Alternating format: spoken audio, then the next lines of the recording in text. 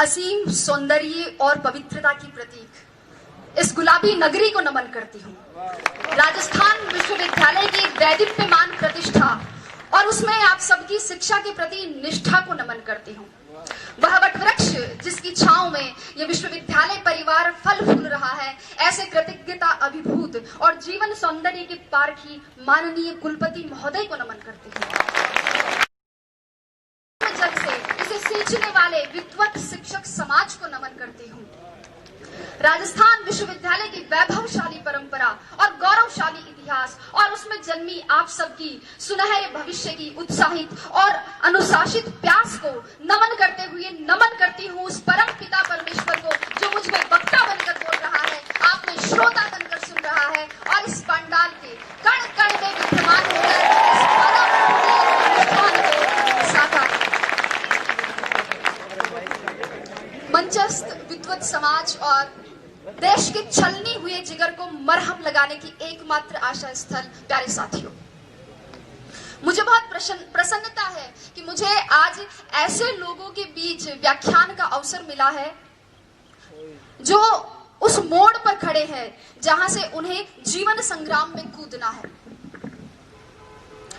अभी आपके सामने बहुत सारी चुनौतियां और संघर्ष है। ऐसा नहीं है कि आरएस बनने के बाद मेरे संघर्ष और चुनौतियां खत्म हो गए हैं, बल्कि वो तो अभी शुरू हुए हैं, लेकिन उनसे लोहा लिए बिना हम आगे नहीं बढ़ सकते हैं। साथियों, मुझे नहीं लगता कि मैं अपने इन स्नातक अनुजों को कोई मार्गदर्शन दे सकती हूँ या आप में किसी अभूतपूर्व ऊर्जा का संचार कर सकती हूँ, क्योंकि मैं भी आप ही की तरह एक जिज्ञासु विद्यार्थी रही हूँ और पिछले कुछ वर्षों में वही सामने आप ही की तरफ बैठा करती थी जहां आज आप जगमग तारों की तरह इस परिसर को रोशन कर रहे हैं। किंतु मैं इतना जरूर कह सकती हूँ कि यहाँ सिखाए जाने वाले उस श्रम, उस धैर्य, उस मार्गदर्शन, उस शैक्षिक वातावरण, शिक्षकों की विद्वता और अनुशासन के आवरण को यदि जीवन में उतार लिया जाए तो असंभव कुछ भी नहीं है। जैसा कि एक साथी ने कहा था, वैसे ही मेरे साथ में भी यही घटना है। मुझे भी प्रशासन में आने से पहले ये पता नहीं था कि आरएस क्या होता है, वो क्या करता है। स्कूल में साथी लड़कियों ने कह दिया कि हम आरएस बनेंगी, तो मैंने भी 9th क्लास का रिजल्ट आते ही अपने बाल मन में पूरे घर में ये सार्वजनिक उद्घोषणा कर दी कि मैं आरएस बनूंगी। चूंकि पिताजी शिक्षा अधिकारी रहे हैं, इसलिए धीरे धीरे ये पता चला कि हाँ, कोई आरएस होता तो कोई बड़ा अफसर है। किसी ने ताना मार दिया तो आरएस बनना एक चैलेंज के रूप में ले लिया। हम लोग पतंग उड़ाते थे और पड़ोस में एक अगरबत्ती का कारखाना था, वहां बच्चे छत पर अगरबत्तियां बनाते थे। मैं और मेरी बहन वहां गए और वहां जाकर मालिक को कहा कि इनसे काम क्यों करवाते हो, इनको पतंग उड़ाने दो ना। तो अंकल बोले कि तू कौन सी कलेक्टर लग रही है यहाँ पे। मैंने सोचा कलेक्टर कौन सी तोप होता है, और अगर ये कोई तोप होता है तो एक गोला तो मैं भी दागूंगी। धीरे धीरे परिवेश बढ़ा, लोगों से जुड़ाव बढ़ा, एक आरएस अधिकारी के अधिकार, दायित्व और दायरे को समझा और फिर खुद के अंदर झांका तो देखा और पाया कि हाँ, मैं किसी काम को योजनाबद्ध तरीके से कर सकती हूँ, किसी बात के पक्ष और विपक्ष पर विचार कर सकती हूँ, नेतृत्व क्षमता भी है, अपनी बात दूसरों तक संप्रेषित कर सकती हूँ। मम्मी और चाची का झगड़ा हो जाता तो उन्हें मना भी लेती हूँ, और दादी का आशीर्वाद तो है ही है। मैं आरएस बन सकती हूँ, मैं आरएस बनूंगी।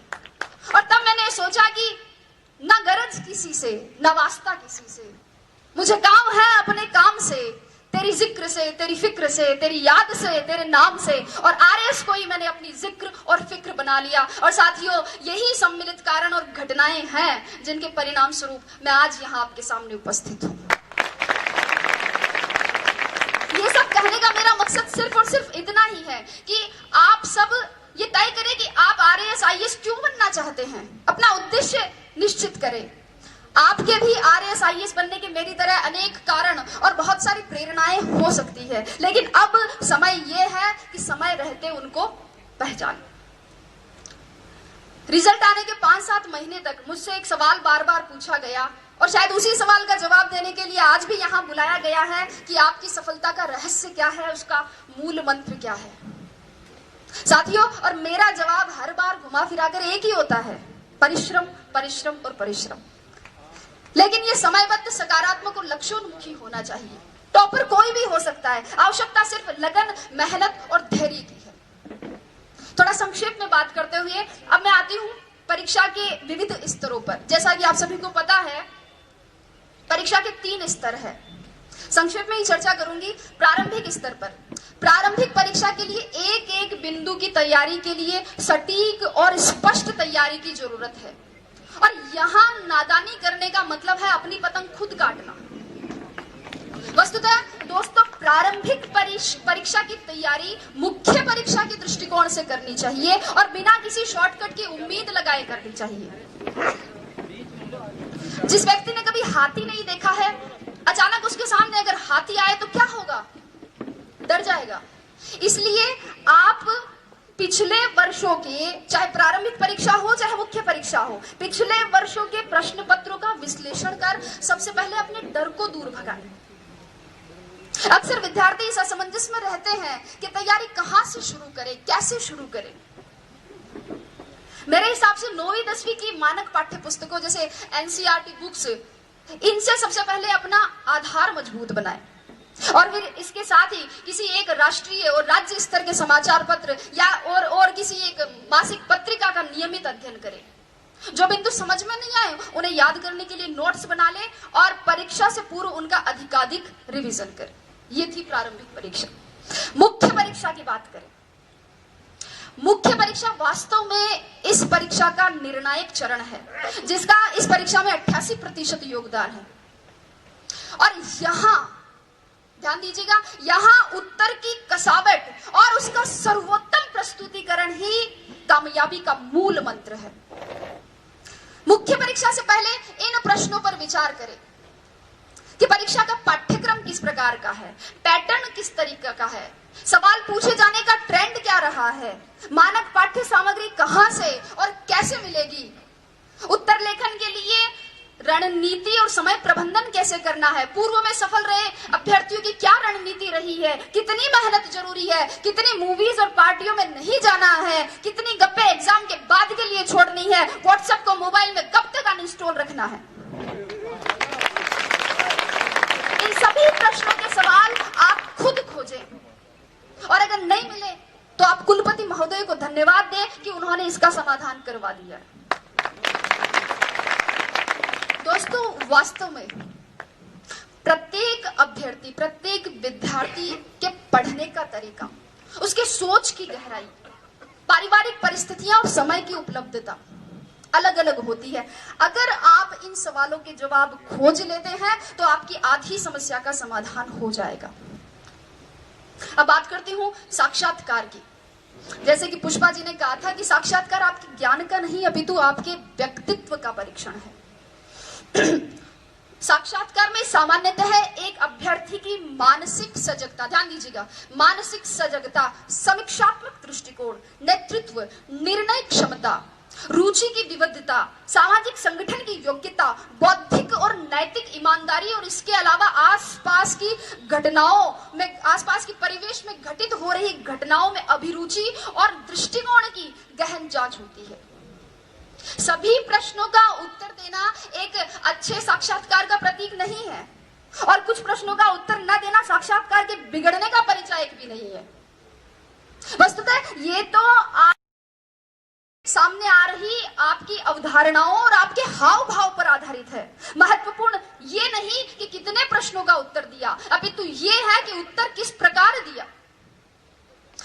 अक्सर विद्यार्थी मुझसे पूछते हैं कि मैडम साक्षात्कार के लिए कक्ष में जाने से पूर्व क्या करें, दरवाजा खोल के अनुमति कैसे मांगे, हिंदी में मांगे या अंग्रेजी में मांगे, कुर्सी पर उनके कहने पर बैठे कि खुद बैठ जाए, बैठते वक्त हाथ टेबल पर रखे, पांव पर रखे, सिर पर रखे, कहाँ रखे।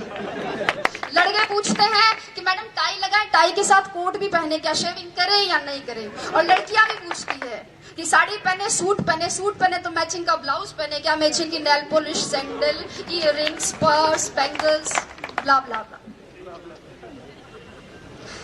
लेकिन अगर चर्चा करें तो ये एक ऐसा विषय है जिस पर पूरा दिन खर्च किया जा सकता है।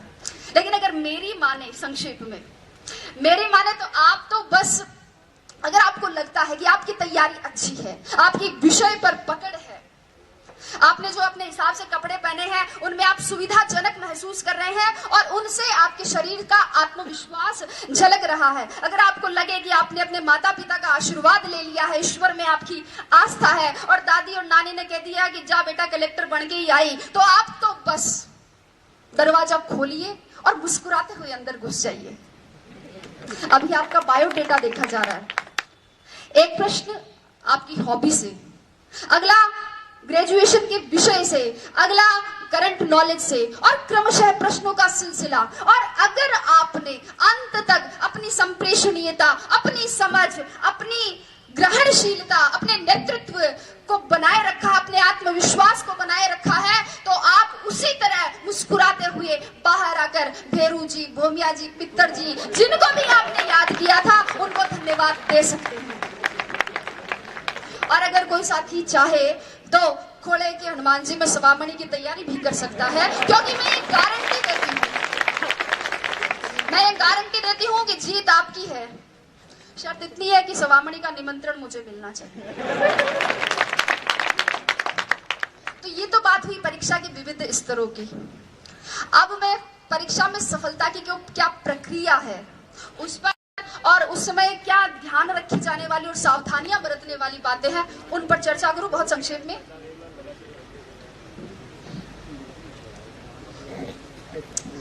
चूंकि अपनी ये जो सफलता की प्रक्रिया, इसको मैं एक कृषि के रूपक से बताना चाहूंगी। अगर मैं बोल रही हूं और आपको लगता है कि समय ज्यादा नहीं हो रहा और आप बोर नहीं हो रहे, तो एक बार तालियां बजाकर स्वागत करें।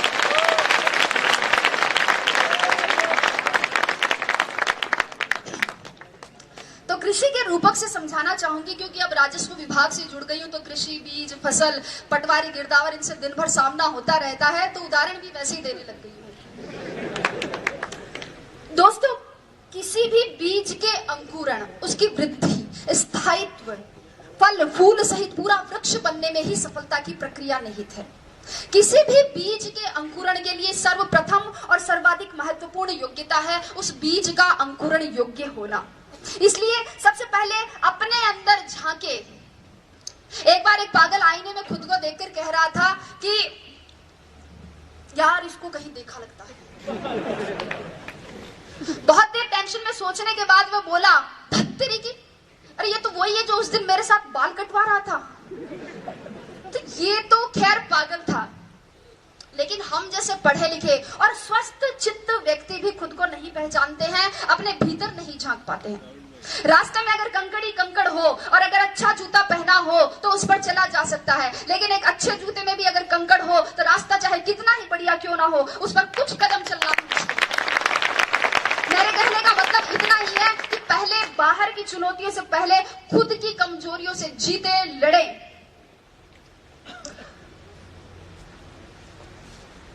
बीज के अंकुरण के बाद अंकुरण के लिए आवश्यकता होती है उपजाऊ भूमि की, और मुझे नहीं लगता कि प्रतियोगिता के दौर में उपजाऊपन के मामले में राजस्थान विश्वविद्यालय का कोई सानी होगा। यहाँ का मार्गदर्शन आपके लिए सदैव पथ प्रदर्शक का कार्य करता रहेगा। आपको अपनी तैयारी के लिए, लक्ष्य प्राप्ति के लिए जहां कहीं भी, किसी भी कोचिंग संस्थान, महाविद्यालय अथवा व्यक्तिगत मार्गदर्शन के लिए कहीं भी अपने आप को समर्पित करें, तो उस भूमि का उपजाऊपन जांच ले, क्योंकि कई बार योग्य बीज भी उपजाऊ भूमि के अभाव में अंकुरित नहीं हो पाते हैं। बीज के अंकुरण के पश्चात आवश्यकता होती है खाद, कीटनाशक और उत्प्रेरकों की। विद्यार्थी के लिए खाद का काम करते हैं उसकी कक्षा, उसकी पुस्तकें, उसके मित्र, उसका जो पढ़ाई का आसपास का माहौल है वो, उसके गुरुजन जो उसे एकाग्रता और ज्ञान संचय की विधि प्रदान करते हैं। एकाग्रता पर थोड़ा सा, कुछ विद्यार्थी ऐसे होते हैं जो पढ़ते हुए टीवी, रेडियो चलाते हैं, एफएम चलाते हैं, और कुछ बच्चे ऐसे होते हैं जो कान में ईयरफोन डालकर म्यूजिक सुनते हुए फिर पढ़ाई करते हैं। और अगर पास में पड़ोस में कोई शादी हो रही हो, रात्रि जागरण हो, तो उन्हें डिस्टरबेंस होता है। सर, मैं अपना उदाहरण देना चाहूंगी कि मेरे घर के इस तरफ मंदिर है और इस तरफ मस्जिद। सुबह उठते ही इधर से घास खाए गैया दूध पिए ग्वाल, छोटो सो मेरो मदन गोपाल शुरू हो जाता था। तो उधर ला इलाहा इल्लल्लाह मुहम्मदुर रसूलुल्लाह के साथ शाम ढलती थी। बारात भी उधर से ही जाती थी, सतराम के जयकारे भी। लेकिन मैं आपको बता दूं कि मैंने अपनी पूरी पढ़ाई अपने घर की छत की तरफ जाने वाली उस आखिरी सीढ़ी पर बैठकर की थी, और मुझे हर तरह के शोरगुल में एकाग्रता का इतना अभ्यास हो गया था कि पता ही नहीं चला कब होली की गैर निकल गई और कब ढोल ताशों के साथ मुहर्रम के ताजिए। पढ़ते वक्त मोबाइल बंद रखे, अगर व्हाट्सएप, मैसेंजर और फेसबुक नहीं चलेगा तो एकाग्रता में वृद्धि होगी, लेखन शैली में सुधार होगा और टॉप 50 में आने की संभावनाएं भी बढ़ सकती हैं। मेरी बात करें तो मैं बताऊं, मैंने मोबाइल ही नहीं रखा था। यहाँ बैठे मेरे साथी इस बात के गवाह है कि मैंने एंड्रॉइड मोबाइल ओटीएस में आके खरीदा था, और अब व्हाट्सएप पर जुड़ने वाली मैं अपने बैच की आखिरी मेंबर थी। कीटनाशकों की बात करती हूँ इसके बाद। जिस प्रकार पौधे की जड़ों के दीमक और पत्तों के एक कीड़ा लग जाता है, उसी प्रकार एक विद्यार्थी के भी धैर्य के लालच का, मेहनत के आलस्य का, सादगी के विलासिता का और पढ़ाई के भटकाव का घुन लग ही जाता है। और ऐसे में अनुशासन ही वह कीटनाशक का कार्य करता है। मित्रों, अनुशासन ही वह औषधि है जो किसी भी लक्ष्य की प्राप्ति के लिए किए गए साधना के तपोबल के ओज को परिवर्तित कर देता है। इसलिए अपने आप को अनुशासित बनाए, व्यवस्थित बनाए, अपना खाना पीना, जागना, सोना, ये सब संयत बनाए। और इसके लिए गीता का एक श्लोक मेरी प्रेरणा रहा है कि युक्ताहार विहार से युक्त सर्वस्य चेष्टसु युक्त स्वप्नाम बोध से योगो भवति दुःखः। अर्थात अपना सोना, जागना, आहार, विहार और अपनी चेष्टाएं ये संयत हो, उचित हो। और अगर आप इस अनुशासन को, इस औचित्य को बनाए रखते हैं तो आपके लक्ष्य की पवित्रता को सुरक्षा मिलती रहेगी। पौधे की वृद्धि के लिए आवश्यकता होती है डीएपी और यूरिया जैसे उत्प्रेरकों की। ये उत्प्रेरक भी दो प्रकार के होते हैं। एक तो वे जो पौधे में वृद्धि तो करते हैं किंतु उसमें ऐसे विकार उत्पन्न कर देते हैं जिन्हें हम आजकल सब्जियों और गेहूं में कीटनाशकों के दुष्प्रभाव के रूप में देखते हैं। और दूसरे वे उत्प्रेरक जो पौधे में प्राकृतिक हार्मोन्स को संतुलित करते हुए उसे स्वस्थ और लाभदायक वृद्धि प्रदान। विद्यार्थी के जीवन में भी दो प्रकार के उत्प्रेरक होते हैं। 2008 की परीक्षा में अंतिम रूप से चयनित नहीं होने पर मुझे किसी ने कहा कि तू तो केवी की नौकरी से संतोष कर ले, ये आरएस बनना तेरे बस की बात नहीं है। तो एक दूसरे मित्र ने कहा कि गिर को कर रे कंथड़ा, हिरण कशो घी खाए, आंख चरे और पून भगे, घोड़ा शिव आगो जाए। कि हिम्मत कर, हुंकार भर, हिरण कौन सा घी खाता है लेकिन घोड़ों से आगे जाता है। एक था उत्प्रेरक और दूसरा था दुष्प्रेरण। दुष्प्रेरण न स्वयं करे न दूसरों के दुष्प्रेरण का शिकार हो, अपने मुकाम, अपने उसूल खुद तय करे और हर बार लोगों की अपेक्षाओं पर खरा उतरने की कोशिश ना करे। एक बार रात के समय एक दुकानदार बंद करने ही वाला था कि एक कुत्ता उसके पास में आया। कुत्ते के मुंह में थैली थी और उसमें कुछ सामान की लिस्ट थी। दुकानदार ने थैली ली, उसमें सामान डाला, बाकी पैसे डाले और सामने रख दी। कुत्ते ने थैली मुंह में उठाई और चल दिया। दुकानदार से रहा नहीं गया, वह आश्चर्यचकित होकर कुत्ते के पीछे पीछे गया, ये जानने के लिए कि इतने समझदार कुत्ते का मालिक कौन है। कुत्ता कुछ देर बस स्टॉप पर खड़ा रहा। बस आई, उसमें चढ़ गया। कंडक्टर पास आते ही उसने गर्दन आगे, बेल्ट में कुछ पैसे और घर का पता था। कंडक्टर ने उसे टिकट दे दी, बाकी पैसे बेल्ट में वापस रख दिए। जो ही अपना स्टॉप नजदीक आया, कुत्ता बस में आगे की तरफ आ गया और पूंछ हिलाकर इशारा किया। बस रुकने पर कुत्ता उतर गया और आगे चल दिया। दुकानदार भी उसके पीछे पीछे चला। कुत्ते ने अपने पैर से 2-3 बार दरवाजा खटखटाया। मालिक बाहर निकल कर आया और उसने लाठी से कुत्ते की पिटाई की। आप सोच रहे होंगे कि क्यों? मालिक भी सोच रहा था। उसने पूछा इसका कारण, तो मालिक ने कहा बदतमीज ने सारी नींद खराब कर दी, चाबी लेके नहीं जा सकता था, गधा कहेगा। मित्रों, जीवन की सच्चाई भी यही है। लोगों की आपसे अपेक्षाओं का कोई अंत नहीं है। जरा सा आप चूके कि आप में बुराइयां निकाल देंगे और पिछली सारी अच्छाइयों को भूल जाएंगे। इसलिए आप तो बस अपना कर्तव्य कर्म करें, आगे बहुत सी कठिनाइयां है।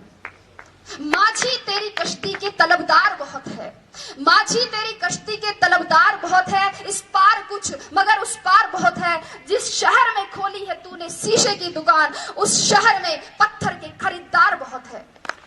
लेकिन अगर आपने निश्चय कर लिया है कि आपको इस कठिन राह पर चलना है, अगर आपने सोच लिया है कि अब जलेबी की तरह इसमें उलझ ही गए हैं, तो फिर क्यों न चाशनी में डूबकर जिंदगी का मजा लिया जाए।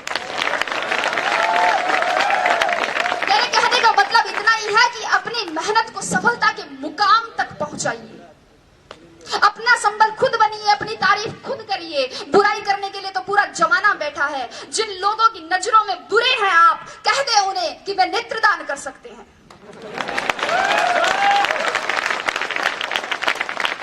अपने आसपास के परिवेश में केवल उन्हीं तत्वों को प्रविष्ट होने की अनुमति दे जो सकारात्मक हो, विचारात्मक हो, बोधात्मक हो, सही दिशा देने वाले हो। अन्यथा आपके मस्तिष्क में क्रोध, ईर्ष्या और द्वेष के रासायनिक दुष्प्रभाव दिखने लगेंगे, जो आपकी सोने की थाली में पीतल की मेख जैसे अशोभनीय लगेंगे। तो अंत की ओर बढ़ते हुए मैं अब कहूंगी कि इन सभी तत्वों के साथ अब एक तत्व और बच जाता है, और वो है जीवनदायी जल, जिसकी आवश्यकता पौधे को वृक्ष बनने तक रहती है। यह जल कहीं से भी पौधे को मिल सकता है, वर्षा से, ओस से, भूमिगत जल के स्वतः परासरण से, कुएं से, कुंड से, नल से, पाइप से, जहां से भी मिले ये मिलना चाहिए। और जल के समकक्ष विद्यार्थी के लिए रखा जा सकता है नियमित अध्ययन को। जब तक आपके सपनों की जड़ों को नियमित अध्ययन का पवित्र जल सींचता रहेगा, तब तक आपके सपनों के पंखों में उड़ान रहेगी, जुनून में जान रहेंगी, जड़ें जमीन से जुड़ी रहेंगी और नजरों में हदें आसमान रहेगी। अगली बात कहते हुए समाप्ति की ओर, इस बात पर गौर कीजिएगा कि विश्वास की जड़ें कमजोर हो, विश्वास की जड़ें कमजोर हो तो माता पिता के आशीर्वाद का जल ले, दिशा भ्रम हो तो दृष्टिकोण की जड़ों को गुरुजनों के मार्गदर्शन के जल से सींचे, भटकाव की भूख भड़के तो एकाग्रता की जड़ों को आत्मचिंतन के जल से पोषित करे, धैर्य धीरज धरने से इनकार करने लगे तो मानस की जड़ों को अध्यात्म के जल से सींचे, और सबसे महत्वपूर्ण अपने सपनों की सुनहरी जड़ों को सकारात्मक सोच के जल से सदैव सींचते रहे। सफलता मजबूर होकर कामयाबी का मीठा फल आपकी मेहनत से तैयार किए गए वृक्ष पर प्रस्फुटित कर देगी, जिसके बाद उसके संवर्धन और संरक्षण की जिम्मेदारी दुनिया अपने आप ले लेती है। तो आइए सफलता का प्रसाद पाने के लिए मेहनत के इस महायज्ञ में अपने श्रम की समीधा, धैर्य की धूप, अध्ययन की आहुति और लक्ष्य की लौ से अस्तित्व की अग्नि प्रज्वलित करते हैं और कुछ नया, कुछ मौलिक, कुछ बेहतर करने का संकल्प करते हैं। मैं आशा करती हूँ कि शीघ्र ही इस विश्वविद्यालय से आप में से ही कोई छात्र या छात्रा ऐसे इसी ही तरह अपनी सफलता की कहानी बांटे, अपने अनुभव बांटे, और मैं यहीं बैठकर सुनूं, गर्व करूं और कुछ नया सीखूं, और अगर हो सके तो चाय के साथ कंक्लूजन करते हुए वोट ऑफ थैंक्स दूं। तो मेरी शुभकामना बस इतनी ही है कि आपका पथ प्रशस्त हो, लक्ष्य उन्नत हो, गति आबाद रहे, संगच्छध्वम संवदध्वम संवो मनांसी जानताम का मूल मंत्र कभी विस्मृत ना हो। आप सबकी मेहनत, सबके संरक्षण, विश्वविद्यालय में आपकी प्रतिष्ठा, आपकी निष्ठा, आपके सृजन और सक्रिय नेतृत्व से संस्कारों की नींव पर समर्पण के खंभों के सहारे सौम्यता के साथ खड़ा ये राजस्थान विश्वविद्यालय का महल अपनी आस्था और विश्वास के साथ सदैव पुष्पित और पल्लवित होता रहे। इसी के साथ धन्यवाद, बहुत बहुत धन्यवाद।